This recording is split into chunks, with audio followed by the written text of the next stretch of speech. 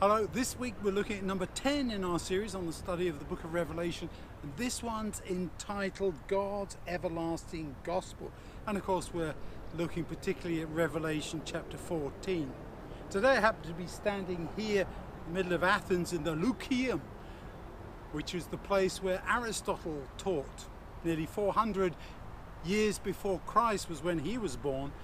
And this place was the school. Even in French today it's called the lycée, coming from that Greek word, where he taught his philosophy, where he explored many things that we still think about today. Aristotle and the other Greek philosophers certainly laid a bedrock for our modern way of thinking and for democracy too.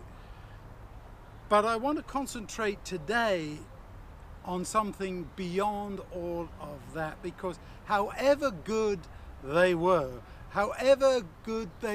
in understanding who we are, place of ourselves in nature, in the world and everything else like that, it doesn't compare to the truth as revealed in Jesus. So as we look at God's everlasting gospel, that's the title for this time, I want to concentrate on that, the everlasting gospel from God. The good news, which is what gospel means, is always from God and it's about God. And if it's not good news, it's not from God, it's not about God, because God is truly good. So as we look at Revelation chapter 14, we certainly have some challenges. It begins by talking about the 144,000, but then in verse 6, then I saw another angel flying in mid-heaven. He had the eternal good news to announce to those who lived on the earth, to every nation, tribe, language, and people. What was he announcing? The eternal good news, the everlasting gospel, if you like. He cried out in a loud voice, "Give God reverence and glory, for the time of his judgment has come. Worship the one who made heaven and earth and sea and springs of water." A call back to worship the Creator, the true Creator, not the many gods of Greece or Rome or anywhere else, but the true Creator of the vast universe. But the second angel that follows calls out, "Babylon the Great has collapsed into ruins. She made all the nations drink the wine of her sexual immorality that brings God's furious opposition." A call to leave behind all forms of religion that are not dedicated to the true God as revealed in the one who came, Jesus.